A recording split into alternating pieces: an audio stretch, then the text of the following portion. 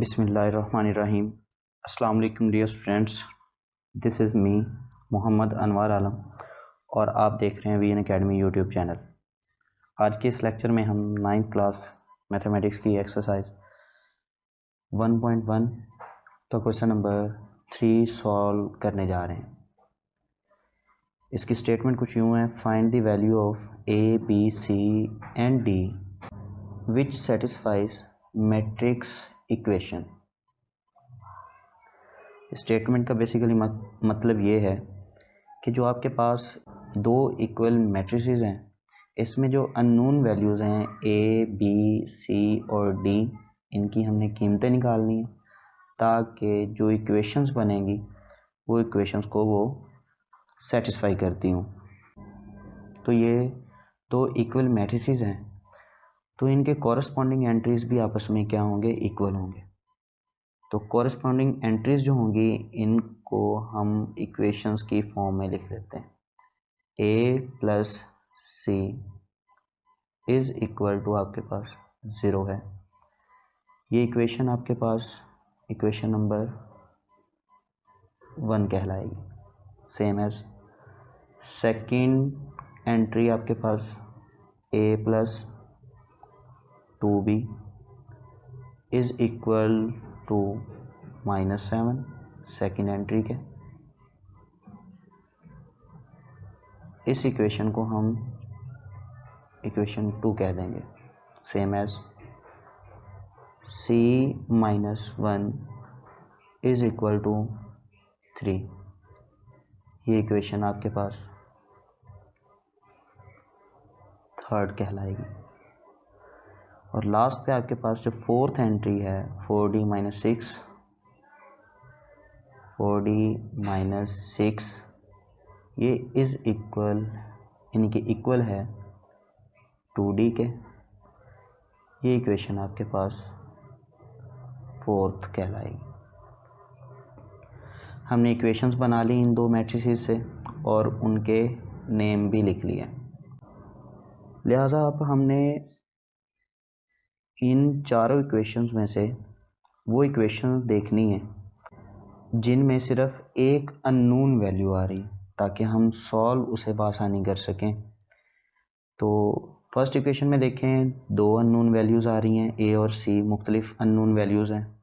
Second equation में देखें, दो अननोन वैल्यूज़ हैं और दोनों की दोनों क्या हैं, मुख्तलिफ हैं।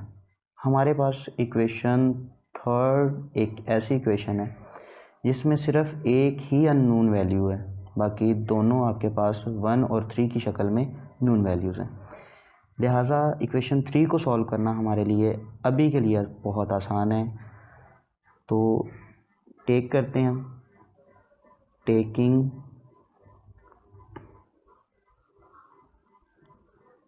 इक्वेशन 3। इक्वेशन 3 को हम सॉल्व इजीली कर सकते हैं। उसकी कीमत, अननोन वैल्यू की कीमत आसानी से निकाल सकते हैं। तो हमने सबसे पहले इक्वेशन 3 को टेक किया। तो इक्वेशन 3 हमारे पास है c -1 इज़ इक्वल टू 3। -1 है, दूसरी साइड पे शिफ्ट करेंगे तो आपके पास 3 + 1, माइनस की वैल्यू चेंज होकर किस में चली जाएगी, प्लस में। तो इसका आंसर हमारे पास c इज़ इक्वल टू 4 आ गया। एक हमने अननोन वैल्यू की कीमत फाइंड आउट कर ली। अब c की कीमत हमारे पास है 4। ये वैल्यू अगर हम इक्वेशन 1 में पुट करते हैं तो हमारे पास जो अननोन वैल्यू a पड़ी है उसकी हमारे पास कीमत निकल आएगी। तो यहाँ पे हमें राइट डाउन करना पड़ेगा, putting value of c in equation 1। Equation 1 हमारे पास है a + c is equal to 0। c की कीमत हमने अभी निकाली है वो यहाँ पे c की कीमत दर्ज करेंगे 4 इज़ इक्वल टू 0।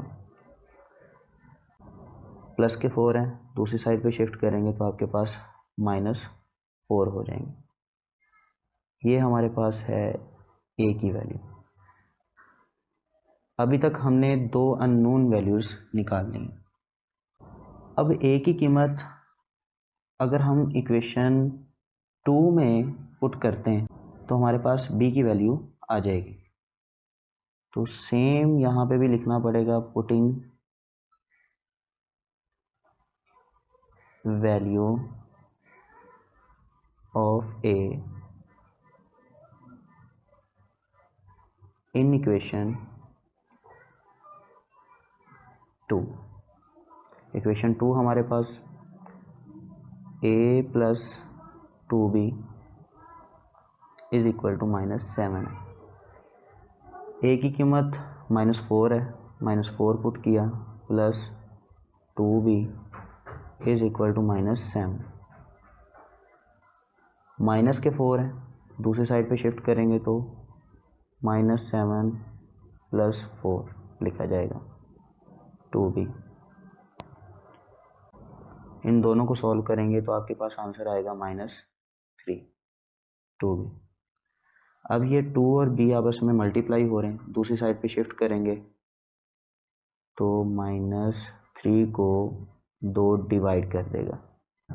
अगर एक साइड पे नंबर मल्टीप्लाई हो रहा है तो इक्वलिटी के साइन के दूसरी जानब जाकर वो डिवाइड हो जाएगा। अभी तक हमने 3 अननोन वैल्यूज़ फाइंड आउट कर ली हैं। अब हम इक्वेशन टेक करते हैं 4। टेकिंग इक्वेशन 4, इक्वेशन 4 हमारे पास है 4d -6 is equal to 2d। अब इसको सॉल्व हम इस तरह करेंगे कि जो आपके पास वेरिएबल्स हैं, वेरिएबल्स उन्हें एक साइड पे लिख देंगे, कांस्टेंट वैल्यूज़ को एक साइड पे राइट डाउन कर देंगे। -6 दूसरी साइड पे इक्वलिटी के जाके प्लस के 6 हो जाएंगे और प्लस के 2d इक्वलिटी के दूसरी जानब जाके -2d हो जाएंगे। 4d में से 2d निकाल दें। जब इनको सॉल्व करेंगे 4d में से 2d सब्ट्रैक्ट करेंगे तो आंसर हमारे पास आता है 2d इज इक्वल टू 6। लिहाजा इसको सॉल्व करते हैं फर्दर। 2d के साथ मल्टीप्लाई हो रहा है, अभी थोड़ी देर पहले बताया अगर नंबर किसी वेरिएबल के साथ मल्टीप्लाई हो रहा हो वो नंबर इक्वलिटी के दूसरी जानब जाकर डिवाइड हो जाएगा। d इज इक्वल टू 6/2 आ गया। नेक्स्ट सॉल्व करते हैं तो इसका आंसर हमारे पास 3 आ जाएगा। तो हमने चारों अननोन वैल्यूज़ यहाँ पे फाइंड आउट कर ली। तो इस प्रेजेंटेशन को भी जहन में रखिएगा और इसी तरह ही सॉल्व करने की कोशिश कीजिएगा। उम्मीद करता हूँ कि ये क्वेश्चन आपको समझ में आ गया होगा। अगर आप इस चैनल पर न्यू हैं स्टूडेंट्स तो इस चैनल को सब्सक्राइब कर लीजिएगा ताकि आपको मेरे आने वाली न्यू वीडियोस बर वक्त आपको मिल सकें। Thanks for watching this video.